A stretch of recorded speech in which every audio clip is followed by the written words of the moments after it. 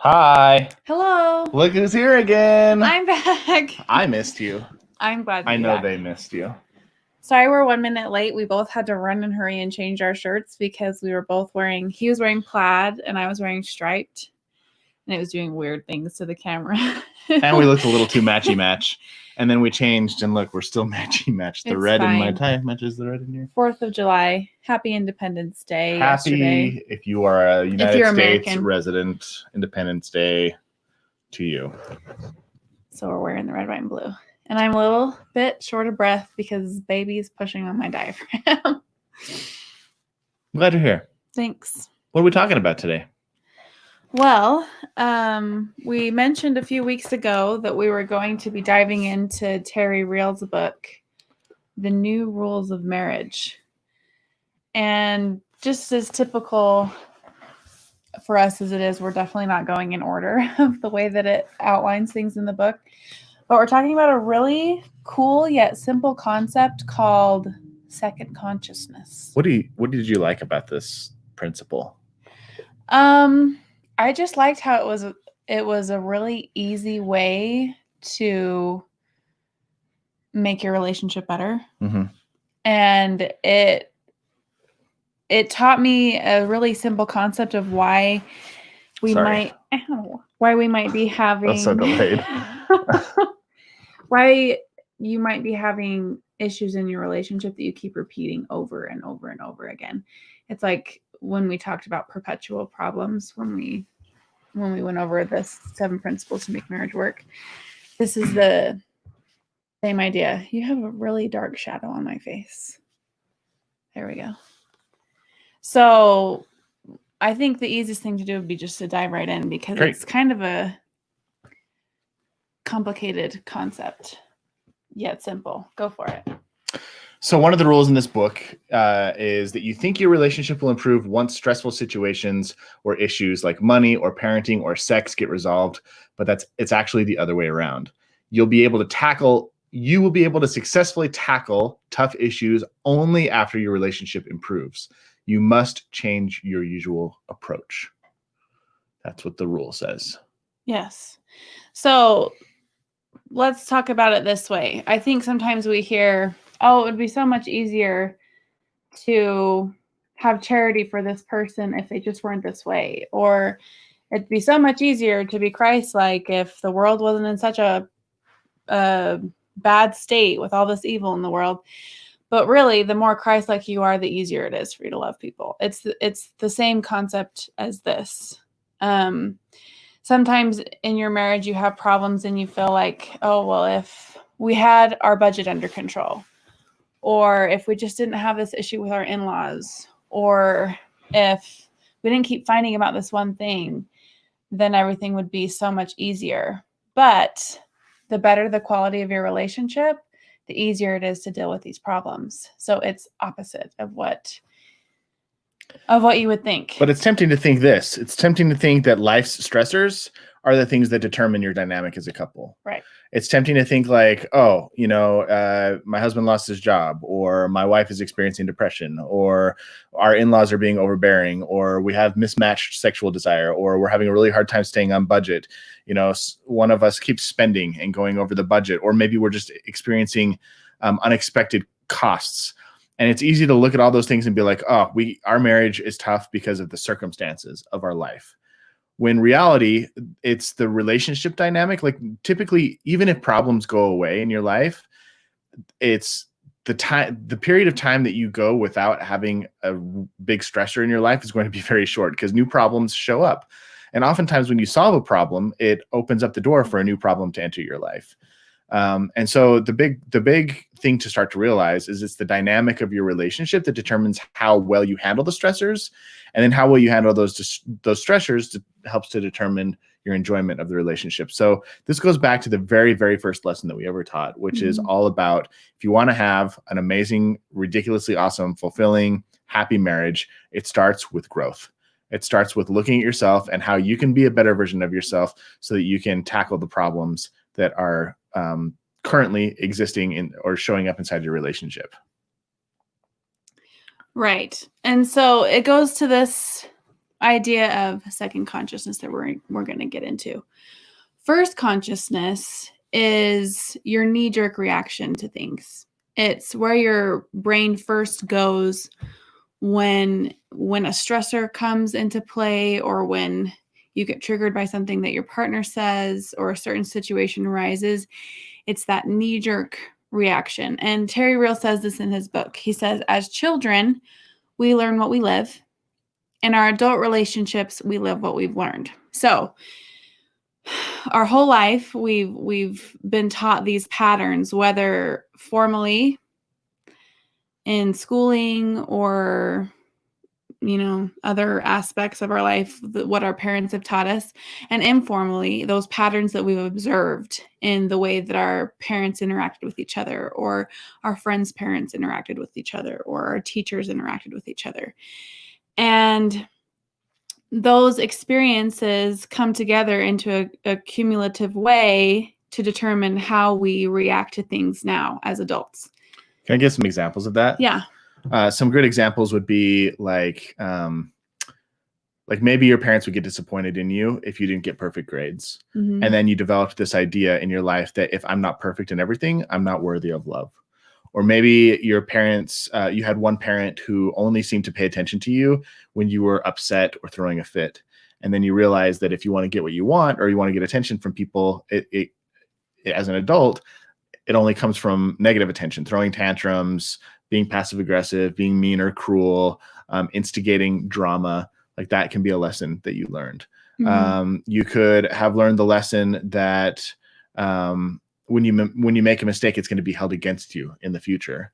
And so there's this constant fear of your partner walking away or leaving you because of your past mistakes and your unwillingness. Because in the past, as a kid, you were raised having those things held over your head. And so when you get into that's a lesson that you learned when you grew up. Then in your adult relationship, that's the way that you live. So your first knee-jerk reaction, if you make a mistake, would be to hide it from your partner, right? Because you don't want it to be found out. And so these types of things that we learned as kids growing up start to kind of plague us. And we're going to talk about some of our first consciousness issues in a minute here. But that's kind of the basic premise. And did you talk about the second part? So this is the other thing that Terry Real says that explains this concept. He says the bad deals. And when he talks about bad deals, he's talking about these things, these negative things that we inherently grew, these negative patterns that we adopted. And it's also how you paired up with your partner. Like a bad deal is how your partner does things that push your most vulnerable spots, or that exploit your biggest weaknesses. Mm-hmm. And we all have them. Yep. No matter how good our childhoods were, no matter how amazing our parents were, we all have them. We all have these weaknesses, and then we marry somebody who goes bam, bam, bam, and exploits our weaknesses. So this is what he says. He says the bad deals we experienced as children became our models for how one does it. So we're drawn to partners who are just similar enough. Okay, this is important. He says that every relationship, and I had never heard of this before I read the book, but every relationship that you go into meets both of these criteria. He says, we're drawn to partners who, number one, are just similar enough to one or both of our parents that we can recreate our most familiar and unresolved childhood drama. And number two, are just dissimilar enough that the old drama carries within it the potential for a new and healthier outcome. And I had never heard that before, and I thought it was fascinating. And it's really true, though. Like, you're drawn to people who subconsciously will help you heal from... Could help you heal, has the potential to help you heal from issues that you had in your past. And this goes kind of back to like therapy concepts, and some people might think it's a little bit woo-woo, but I found that to be true in my life, is even with my relationship with Nate. Even with, or especially with? Well, especially with, because you're the man I ultimately married. Yeah. But the concept of being drawn to people who are similar to your parents. Yeah. Just similar enough, but just dissimilar enough that it carries that hope for resolving those childhood issues. Yeah. So I just have a question for anybody who's watching right now. If you could name your bad deals, what do you think they would be? And if you're brave and vulnerable enough, type them in the comments, and we'll talk about ours in just a minute here. So let's talk about first consciousness. So first consciousness is basically you bringing your bad deals into your relationship and then acting from that place of knee-jerk reaction, the response that feels most natural, that feels most immediate, that feels most physical, and that feels almost like you don't have control over it. It's those patterns that have been so deeply ingrained in you that it's just the way things are for you. Right. I experienced one of these yesterday. Okay. So we were playing. Angilyn's family owns some property up in the mountains, and we got together with her mom and dad and brothers and sisters and stuff. And we were sitting at the picnic table and we were playing a card game. And it was my turn to shuffle, and I was shuffling, and I started to deal out the cards. And as I came around for the second turn around dealing out the cards, Angilyn started moving piles around from where I had moved them. And I snapped at her. I was like, what are you doing? Like, I got angry and frustrated, and it was in front of her whole family. And then I felt super self-conscious and embarrassed that I had snapped and spoken rudely to her. Like, I felt embarrassed that I had done it in the first place, but the fact that I did it also in front of like her parents and brothers and sisters, like, added an extra layer of shame to it. And that was me acting from my first consciousness. My gut instinct was like, why are you messing with the cards that I'm dealing? Don't you trust me to like, can I just do this by myself? Like, can you not treat me like a child? And what's the insecurity that was bumping into? That I think the insecurity was like, that I didn't know what I was doing, or that I was stupid, or that I needed to be, there's like an insecurity of like not being able to do something right, you know? And it's like everybody else at the table got to deal the way that they wanted to deal the cards, but I couldn't deal it. Like, Angilyn had to fix my way. That was the story that I told myself. And so I snapped. I didn't even think about it. It just came immediately. And then the shame came. And I think it's interesting that you brought that up. I mean, we talked about it yesterday, but not in this way. I feel like a lot of the arguments that we have revolve around this concept of me maybe questioning why you're doing something the way that you're doing, and it instigates that reaction in you. I get defensive. You get really defensive when that happens. Yeah. I don't like when I make choices, like, I'm not making them because I've thought it through. Like, this is the way I want to do it. Right. And it gets frustrating to have the feeling like I need to explain myself every time I do something, or to have my methods questioned when they're completely effective. They're fine. It's like the other day he was putting shelves up in the garage, and I walked out and said, I was like, hey, come check out my shelves that I'm putting up. And I walked out and they weren't done yet. Oh, this is so cool. And in my head, I have this curious question of, are you going to put another screw here? Because there was this one area that I was using L frames. I had bolted them into the wall and put the shelves here, and I hadn't screwed everything in. I just wanted her to come look at what I had done so far. And she's like, are you going to finish it? So in my head, are you just going to leave the shelves just like sitting there? Or are you actually going to screw them in? When he called me out to admire his shelves, I thought that he was done. And so my question was, well, isn't there supposed to be a screw here? And no, your question is, are you going to finish it? Essentially. And I was like, why don't you just go back inside? So yeah, this is no longer fun. It's interesting you bring that up, because I feel like a lot of the arguments that we have revolve around this concept. Yeah. And the insinuation that you have that I say is, you think I'm stupid. Right. You don't think I'm going to finish this. You don't think I'm going to do it the right way.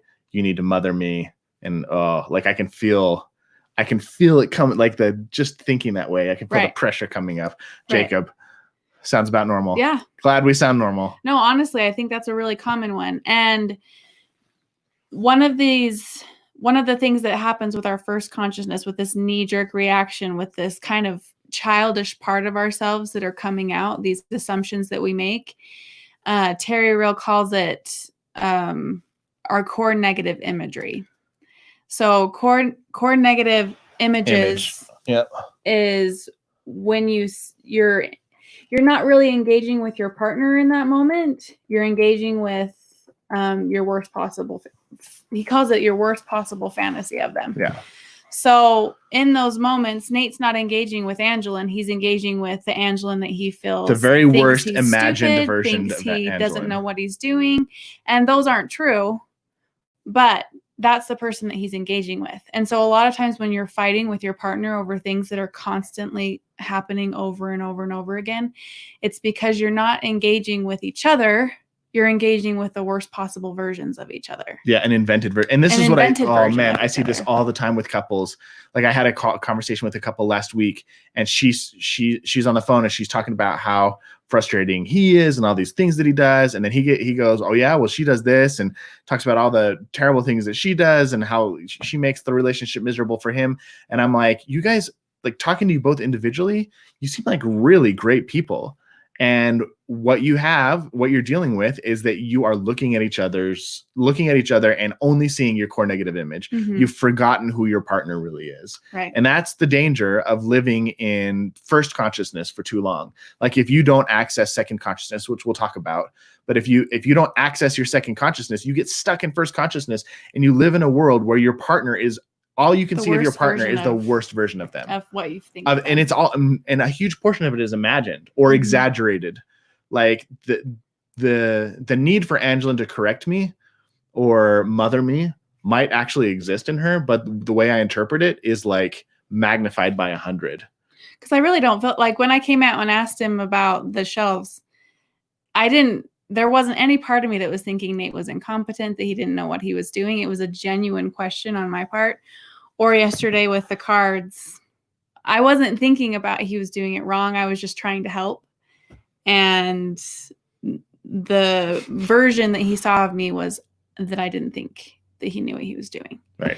And I do that to him all the time too. My core negative image of Nate, and I keep doing this. That's fine. Sorry, this is my thing today. That I am constantly projecting on Nate is judgment. I'm assuming that he's judging me.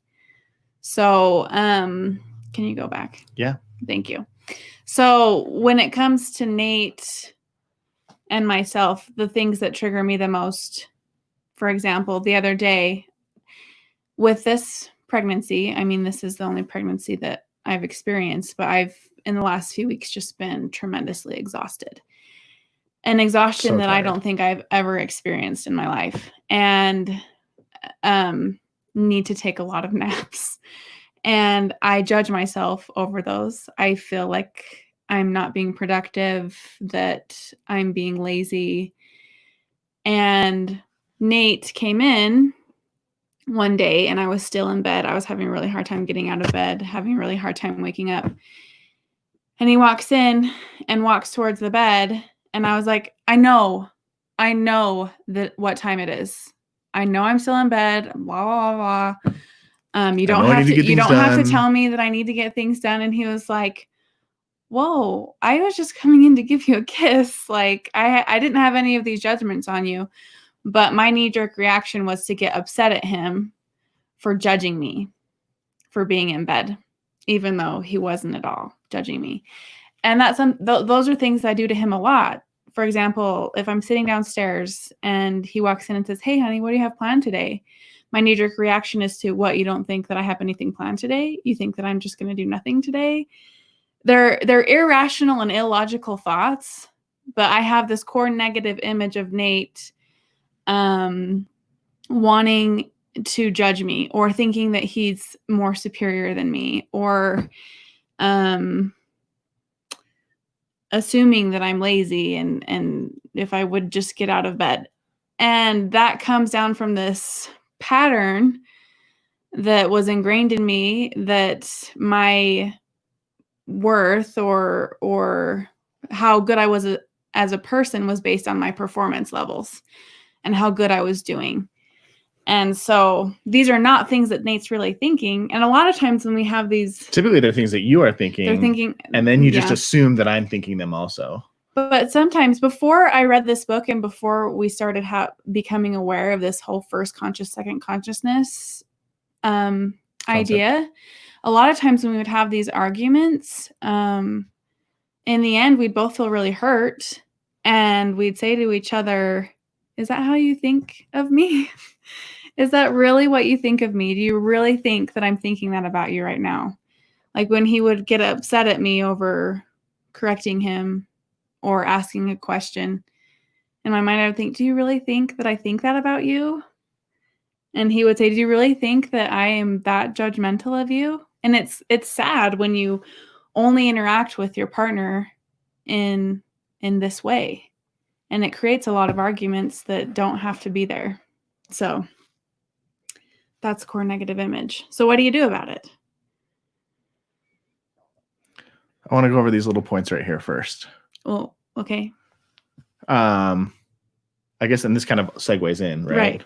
Right. So one thing that Terry Real talks about is stop asking your partner to heal you and start seeing yourself as the crucible, or start seeing your relationship as the crucible in which you get to heal yourself. Right. I'm going to paste that quote here.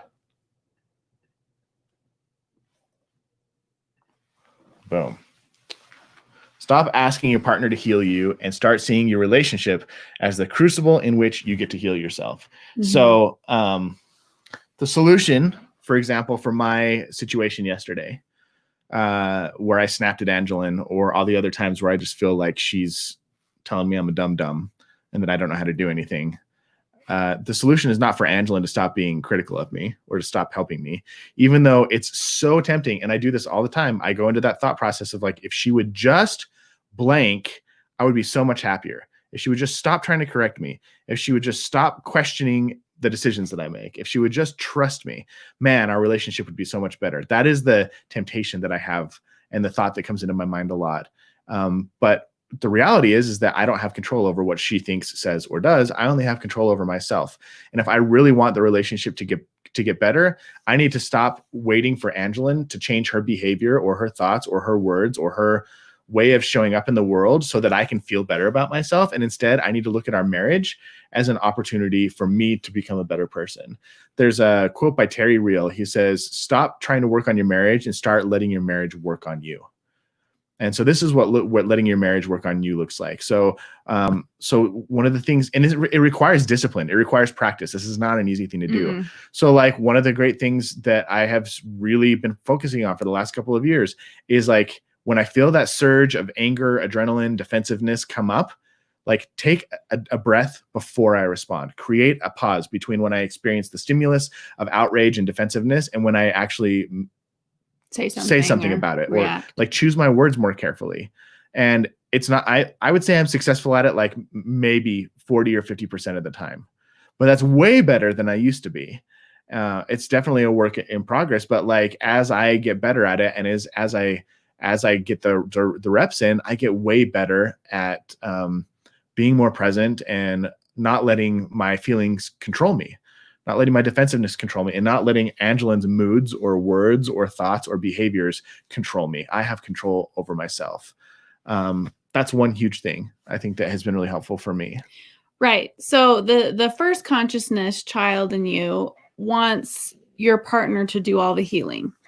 You found this partner that has the potential to heal you from these triggers subconsciously that you may not even be aware of.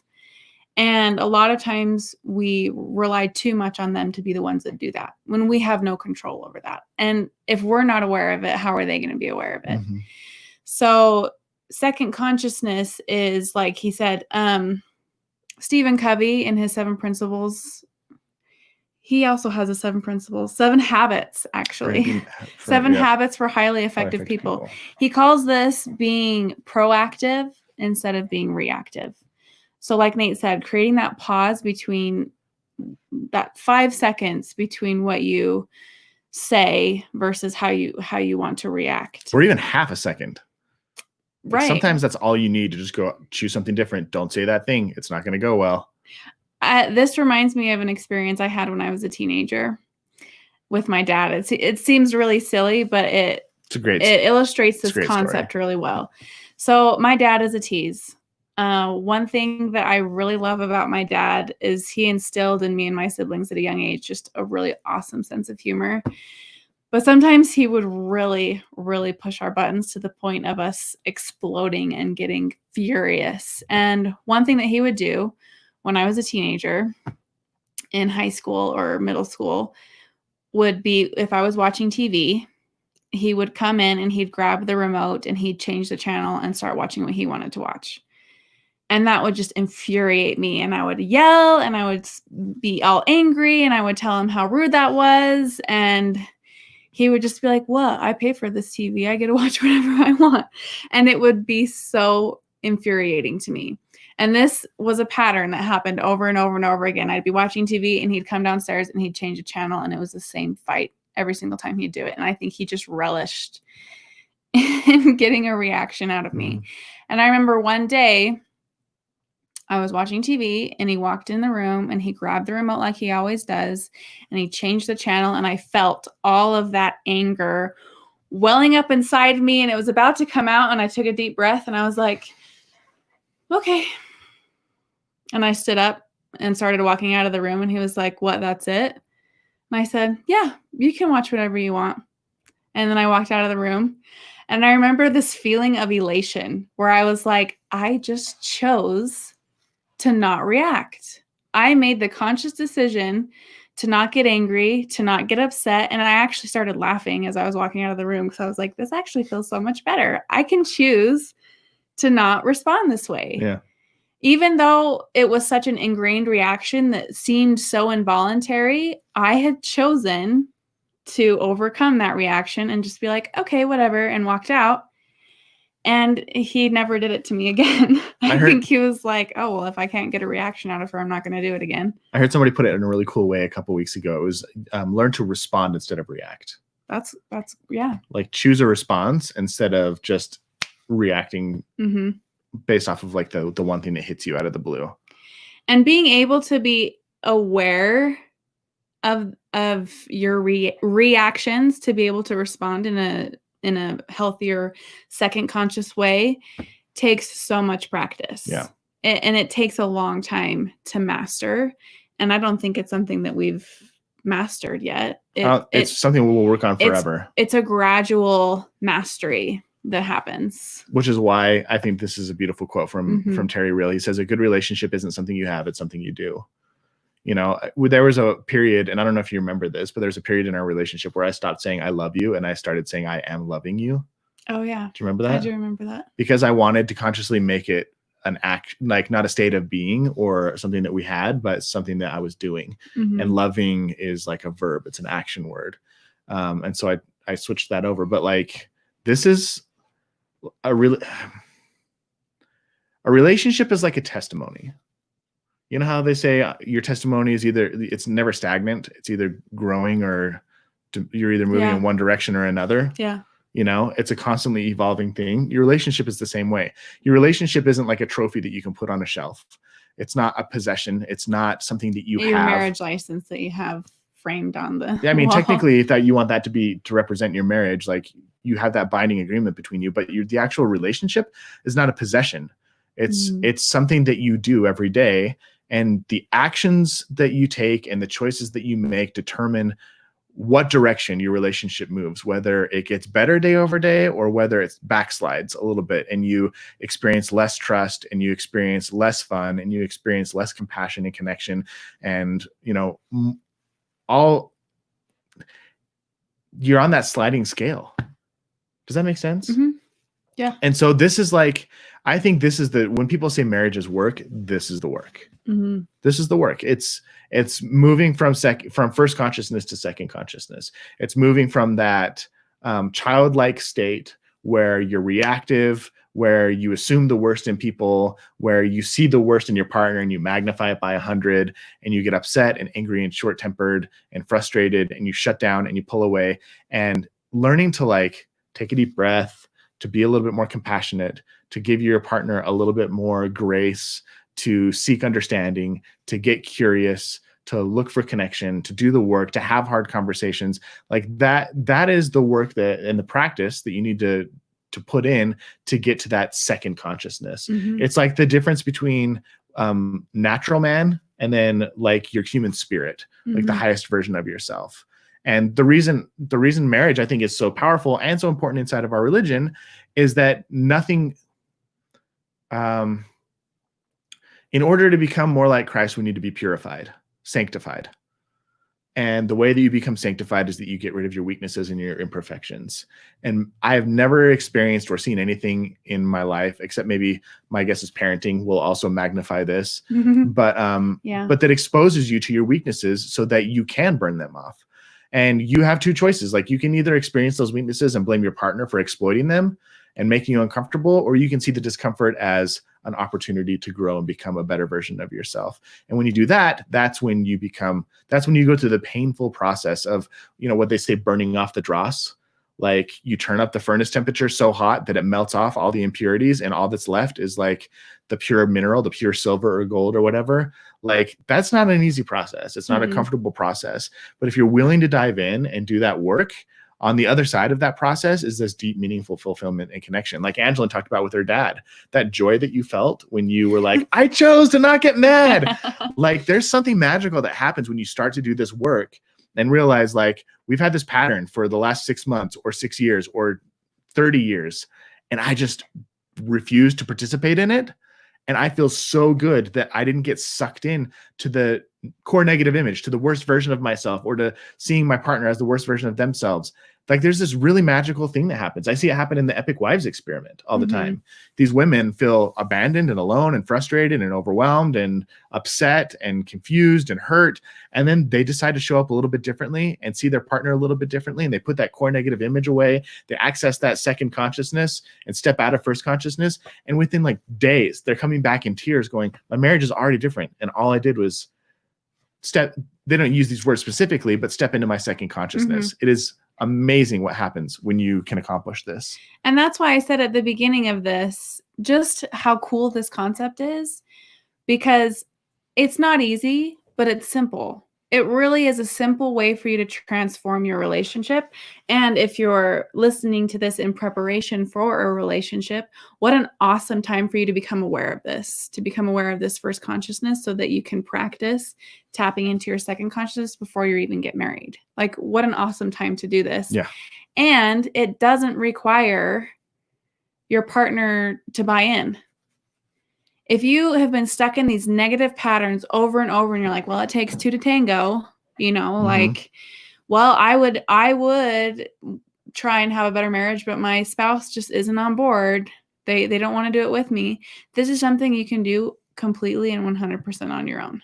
This isn't something that you need your partner's buy-in for. I want you to do that impression of yourself in your level 1 consciousness, or in your first consciousness.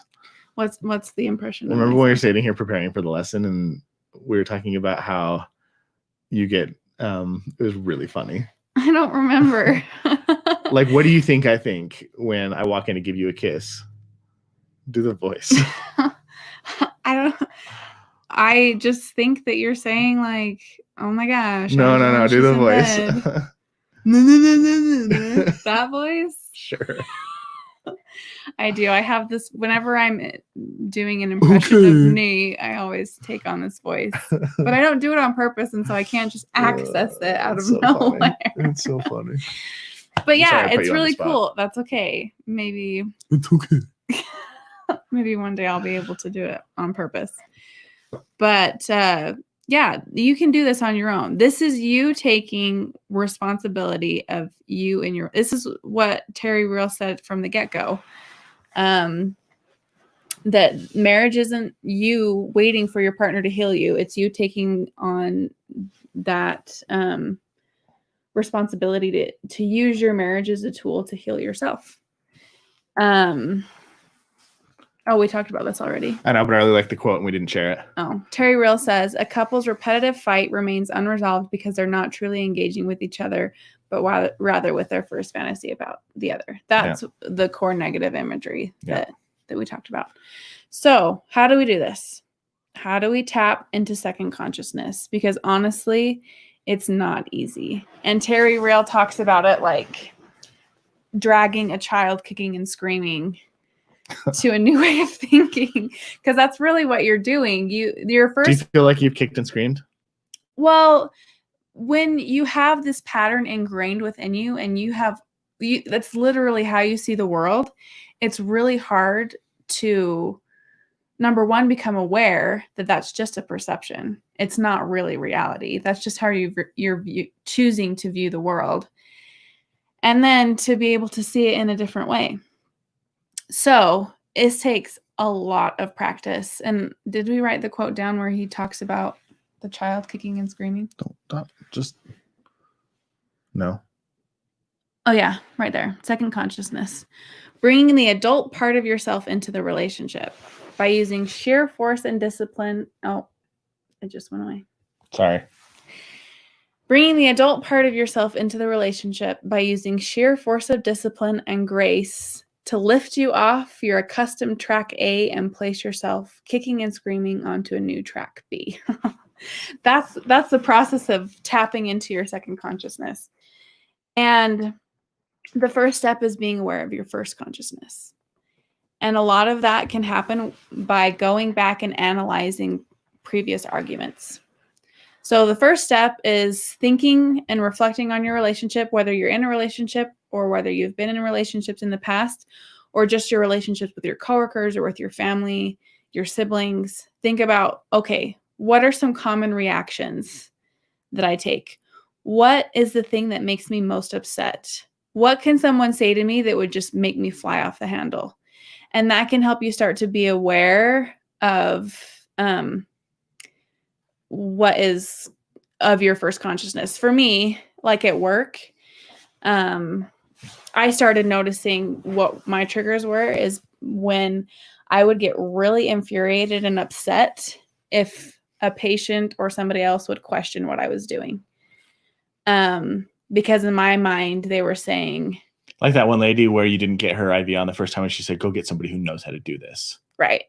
So there was a patient... Angilyn came home very angry that day. Very hurt. I'm not tooting my own horn, but I'm very good at placing IVs. That's just something that I really am talented at. And people come to me for help if they are having a hard time getting an IV in a patient. And I went into this room because they were having a hard time getting an IV. And this woman had really difficult veins. And I missed on the first try and didn't get it in. And she flipped out at me and started saying these really rude things about how I didn't know what I was doing. And I must not have been doing this very long. And I needed to go find someone who knew what they were doing. And I came home crying. Saying, I'm the worst IV starter in the world. Am I a bad nurse? Am I a bad nurse? I'm like, you're not a bad nurse. So one of the things that triggers me is when I believe that people think I'm incompetent, or when I believe that people think that I don't know what I'm doing. And so when I start recognizing those triggers, I notice in our marriage, whenever Nate says something or does something that even could remotely be interpreted as he doesn't think I know what I'm doing, that first consciousness comes out and I react. So first thing to do to tap into your second consciousness is start analyzing those things. Just looking back at your past arguments and think, what was it that triggered me here? Why did I react this way? Why did I yell? Why did I blow up in this moment? What was it about the argument that made me do that? First step. What do you think? I agree. Want me to talk about a second step? Yeah. Second step after you start identifying is start practicing. One of the things that Angie and I have done in our relationship, you just saw my knee pop up. With his sweats. We're both wearing sweats. Great thing about these videos. One of the things that Angie and I have done in our relationship is we call for redos, start overs. When we start a conversation, like a great example, let's use this weekend's example with you, where I walk into the bedroom and I come to give you a kiss and you're like, I'm going to get up. And I'm like, what the heck? Leave me alone. Stop nagging me. And I'm like, oh, geez, first consciousness is all over the place here. I'll go, why don't we try that again? And I'll walk out the door and I'll come back in and I'll go, hey, honey. And then Angela will go, hey, babe. And I'm like, there we go. And I'll come over and give her a kiss and I'll say, I just wanted you to have a good day and know that I love you. And she goes, thanks, honey. And then I walk out. And it's like, sometimes when you start off on the wrong foot, it's worth call for a redo. It's worth just calling for a redo. Stop it when you catch it happening. And like, I'm in first consciousness right now. I'm being the worst version of myself, or I'm seeing you as the worst version of yourself. Like, I have that core negative image in my head of who you are. I'm not treating you like you really are, but who my worst fantasy of you. Mm-hmm. You just take a deep breath and you go, this isn't working. Can we start over, or can we get a redo? And you can actually physically even redo the experience, which we do all the time. That is what practice is. Get the reps in. Right. Because when you first become aware of this, you're going to continue to react the way that your first consciousness reacts. Yeah. For a long time. It's going to take a while for you to be able to tap into that from the get-go. And so it's going to require a lot of redos. And we do that. Like for the shelf example, we didn't call for a redo in this moment, but a redo would be, hey, honey, can we redo this? And can you come back and just tell me how awesome my shelves look? And it'd be like, without telling me what I'm doing wrong, like, or okay. And that kind of cues me into, okay, Nate is realizing that he's in his first consciousness and he wants a redo, and I can help set him up for success in this moment. So we're going to start over. Yeah. I like what Jacob said here. I heard once to take those comments and pretend you're a battleship, and that those comments are like spitwads. Spitwads do nothing to a battleship. Yeah. That's very true. I wish I was in battleship mode more often, and that those little comments could just bounce off of me. That's something I'm working on. I'm developing my resiliency. Another thing is taking some time to practice mindfulness. And I know this is, some people it really lands with, and some people are resistant to this, but there's something to be said about taking some time to journal and to think about your behavior and how you show up in your relationship, and think, okay, next time I'm in this position, next time I'm faced with these emotions, next time I get upset with my partner, or that I step into that first consciousness, this is how I'm going to choose to behave. Or even before that, sitting down and writing down, hey, what are the feelings I feel in my body when I step into first consciousness? Like for me, my stomach tightens, my chest tightens. Racing. Yep. I get flushed. My brain feels like it just like it locks into the version of myself that was an angsty teenager. I remember feeling like that a lot as a teenager, just like, leave me alone. I'm not stupid, okay? And that's the version of myself that turns on when I'm at my worst, or when I see other people at their worst. And I have to once I identify those sensations in my body or the emotions that come up, I can more easily recognize it when it popped up again and be like, whoa, I recognize this. It's almost like you're being possessed by something evil or negative. And you can go, oh, I remember when this happened. And now, and the faster you can identify it, the faster you can take action to remedy the situation. And sometimes that might be hours after an argument or days later, where you come back to your partner and just think, honey, I'm sorry. In this moment, I reacted this way. And I recognize that I shouldn't have reacted that way, Yeah. Can we answer Danielle's question here? Yeah. Danielle says, any suggestions when your partner just doesn't communicate with you? For example, he will often say, I don't know, or he'll just say nothing. So there's a lot to unpack in that little comment, and you probably don't even realize it. One thing would be that maybe he has never had practice voicing his desires. That is a very common thing. I'm rereading a book, spent some time rereading a book this morning called Sex, God, and the Conservative Church. And this has relevancy, I promise. One of the things that she talks about is how in most conservative churches and most Christian churches, desire is something that we press down. We don't allow ourselves to experience, whether it's sexual desire or just pleasure in general, things that we want. And when you do suppress that sexual desire, you end up suppressing all your desires. Yeah. And that's how this and we're often taught the way that you have a successful relationship is to put your partner's needs before your own. And I know a lot of men and women who really struggle to state their needs or their desires.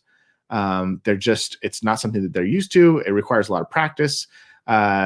And they might feel selfish. They might feel gross. They might be bumping into their own core negative image of themselves. They might be bumping into that first consciousness when they have to express their desires. So if I ask for what I want, I'm being selfish. Right. Or if I ask for what I want, then my partner doesn't really know me. Right. If I have to ask, then they really don't know me. Or if I ask for what I want, I also run the risk of being disappointed. Yep. And maybe they've been let down too many times in the past. Yeah. And so a couple things to address is I don't know what your exact situation is, but get clear on like where your partner's at, what his struggles are, like how he's doing in life. And one of the best things that you can do is for somebody who has a really hard time verbalizing their wants or desires is ask them the question and then give them time to think about it and then come back and revisit the conversation. Like give them a day or two. Say, hey, I'd really love to know where you want to go on vacation, or I'd really love for you to plan a date night. You don't need to tell me what we're going to do right now, or you don't have to tell me what you want right now. Or I'd love to make love to you this weekend, but I'd really like it to be in a scenario or a situation or an environment that you would enjoy it. Can we retouch base in 24, 48 hours and you can tell me what your thoughts are so you have time to like process it? Some people aren't good at accessing that stuff. Well, and I relate a lot to that because when I'm in the throngs of this first consciousness, I really struggle articulating my emotions. I really struggle with what I'm saying. And a lot of times they will ask me, what's going on right now? Like, what's going on in your head? And I'll just be like, I have no idea. Yeah. I have no idea why I'm reacting this way. I have no idea why I'm thinking this way. Because one thing that also happens when you're in your first consciousness is your amygdala takes over and you're really almost physically incapable of thinking logically in this moment. And it takes stepping away from the situation, calming down my emotions, letting my frontal lobe take back over, being able to think logically again for me to say, okay, why was I feeling that way? Yeah. What was it? And then I can come back to Nate and say, I think I was upset because of this. Yep. And then we can have a better conversation when things are calm. Yeah. So just recognizing, again, it's a really great question, but we don't have a lot of context behind it. Yep. So for me, when it comes to difficult conversations or heated conversations, I can't do it in the moment.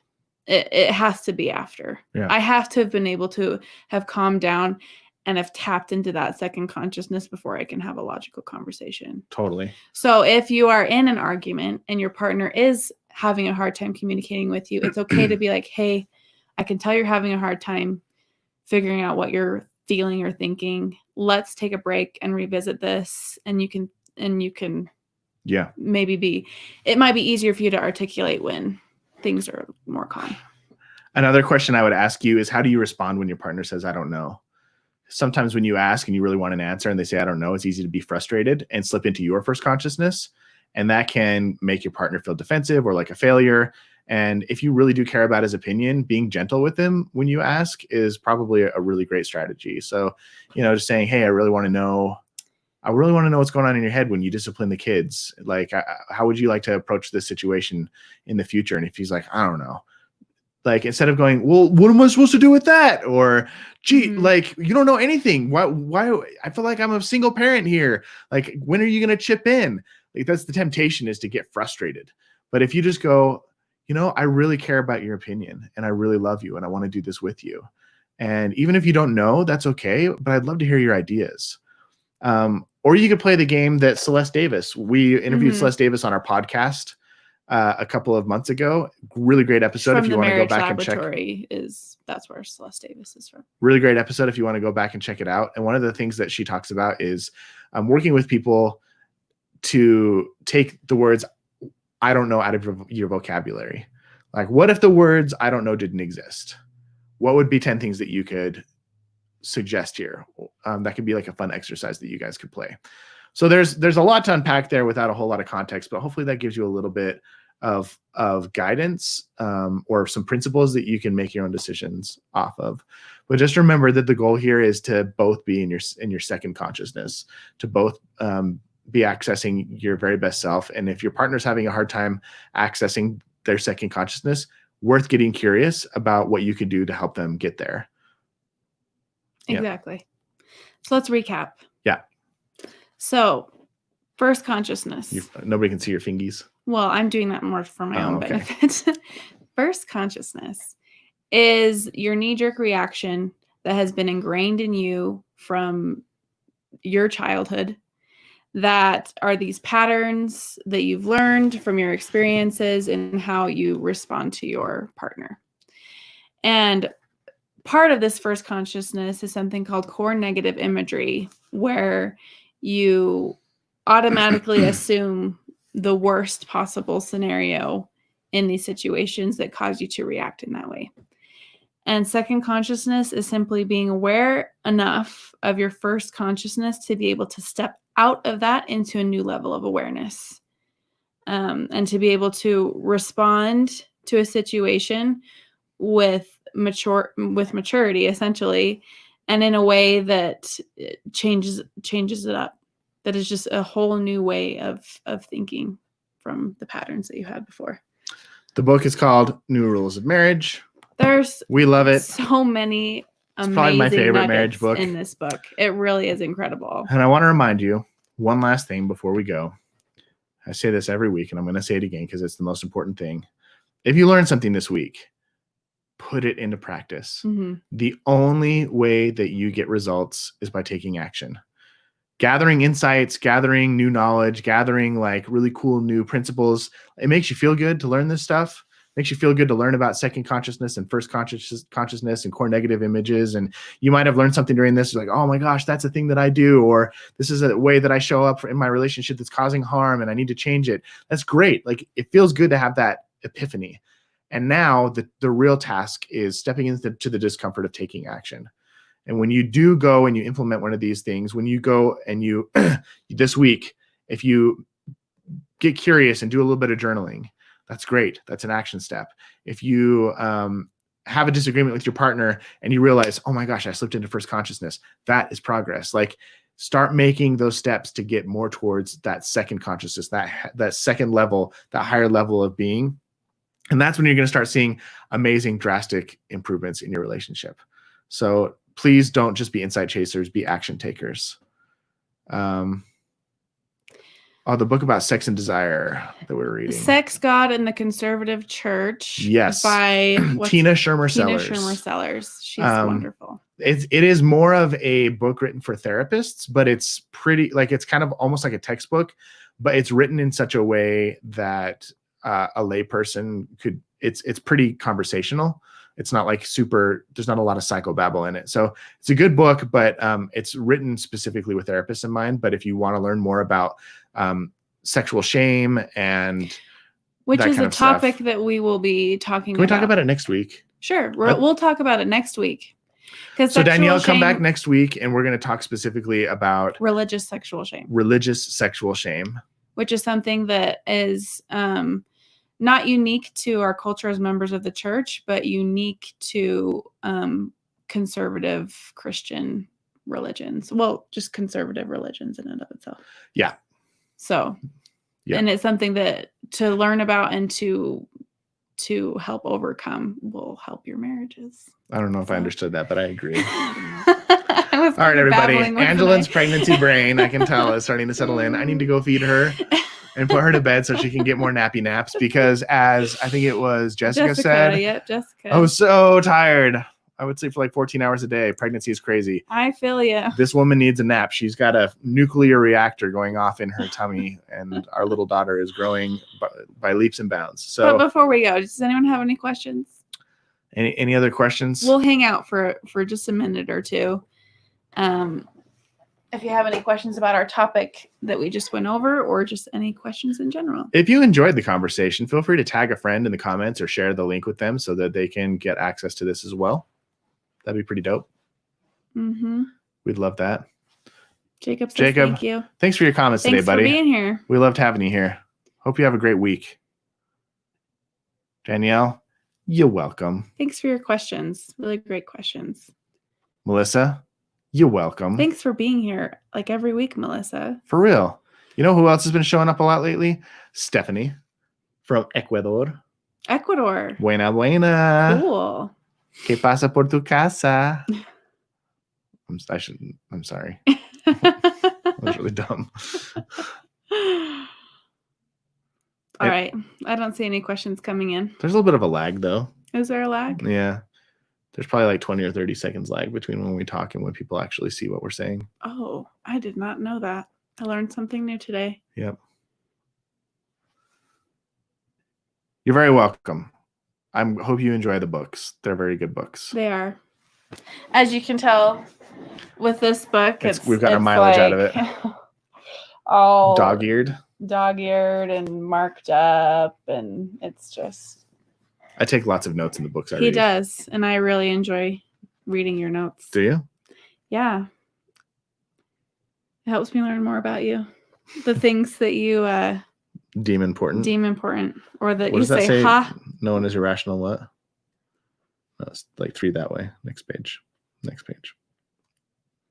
Nope, never mind. Did we lose it?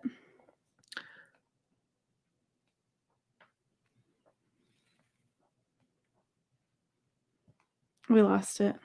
I was looking for the one that said ha. I wanted to see what you thought was funny. We lost it. Okay, guys. See you next week. Okay, bye. Bye.